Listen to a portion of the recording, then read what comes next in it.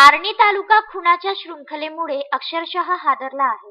तालुक्यातील डोळ बावाडी येथे परभणीच्या पाहुण्याला पाहुणचारासाठी घरी बोलावून युवकाची हत्या करण्यात आली. 15 दिवसापूर्वी घडलेल्या या प्रकरणात आर्णी पोलिसांनी बुधवारी खुनाचा गुन्हा दाखल केला. युवकाला खोलीत कोंडून काठीने बेदम मारहाण व डोळ्यात मिरची पूड टाकून गंभीर जखमी केले. उपचारादरम्यान युवकाचा परभणीत मृत्यू झाला. अनैतिक संबंधातून हा खून झाल्याचा प्राथमिक अंदाज आहे.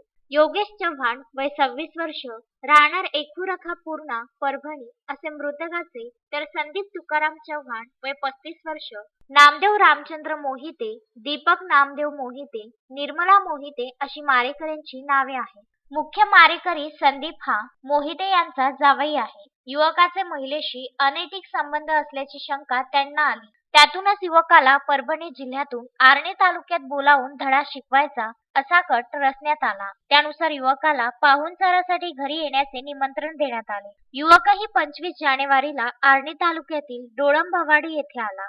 युवक घरी आल्यानंतर मारेकऱ्यांनी संगनमत करून त्याला एका खोलीत डांबून ठेवले. त्यानंतर जीवाने ठार मारण्याच्या उद्देशाने लाकडी काठीने शरीरावर गंभीर मारहाण केली. तसेच त्याच्या डोळ्यात मिरची पूड टाकून पुन्हा मारहाण केली. यामध्ये युवक बेशुद्ध झाला होता. त्यानंतर त्याला शुद्धीवर आणून त्याला दुचाकीवर बसवीत तलावात फेकण्याचा कट रचला.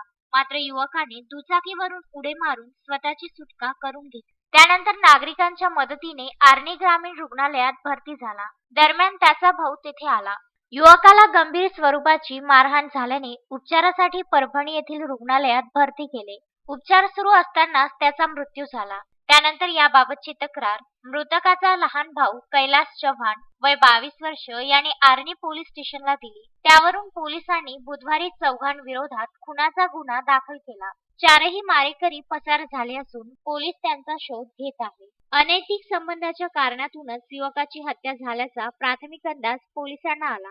त्या दिशेने तपासाला वेग देण्यात आला असून मारेकऱ्यांच्या अटकेनंतरच खुनाचे खरे कारण समोर येईल असे सांगितले जात आहे.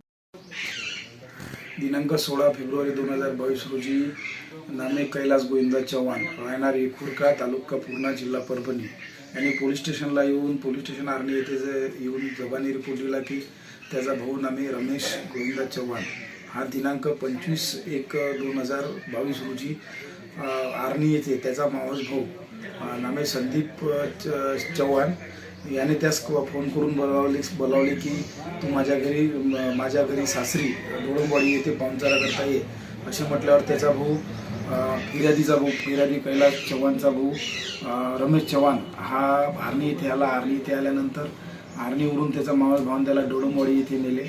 डोळंबवाडी येथे सदर गुन्ह्यातील आरोपी संदीप चव्हाण, त्यानंतर नामदेव मोहिते, निर्मला मोहिते आणि दीपक मोहिते यांनी फिर्यादीच्या मावसभावाच्या पत्नीसोबत फिर्यादीचा यातील जो मृतक आहे याचे अनैतिक संबंध होते. या कारणावरून त्यास रात्रभर कोंडून ठेवून घरात डांबून ठेवून लाकडी काठ्याने हाताबुक्क्याने मारहाण केली.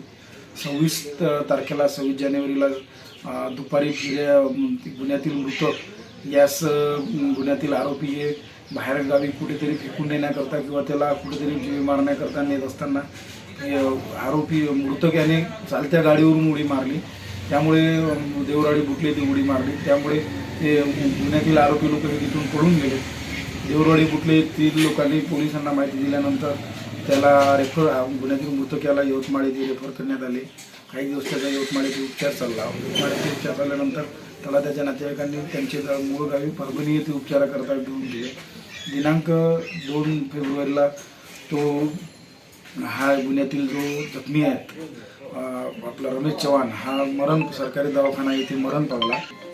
त्याच्या मृत्यूबाबतची कागदपत्रे आम्हाला दिनांक 15 फेब्रुवारी रोजी सरकारी दवाखाना परभणी येथून पूर्ण प्राप्त झाल्यानंतर पोस्टमॉर्टम रिपोर्ट, इन्क्वेस्ट रिपोर्ट वगैरे सर्व 16 तारखेला सदर गुन्ह्यातील मृतकाचा भाऊ हा पोलीस स्टेशन आर्णी येथे हजर आला व त्याच्या जबानी रिपोर्टवरून आम्ही 4 आरोपी विरुद्ध संदीप मोहिते, नामदेव मोहिते, दीपक मोहिते व निर्मला मोहिते सर्व राहणार डोळंबवाडी यांच्या विरुद्ध कलम 302, 342, 34 भादवी अन्वये गुन्हा नोंद करून तपासात घेतला. पुढील तपास माननीय पोलीस निरीक्षक साहेब पोलीस स्टेशन आर्णी हे करत आहे. सदर गुन्ह्यातील आरोपी हे त्या तो फरार आहे. आरोपींचा शोध चालू आहे. आम्ही विविध पथके नेमून आरोपीचा शोध घेऊन त्यास अटक करण्याची कारवाई नजीस ठेवलेली आहे. रफिक सरकारसह शरद भेडेकर, विदर्भ न्यूज, आर्णी.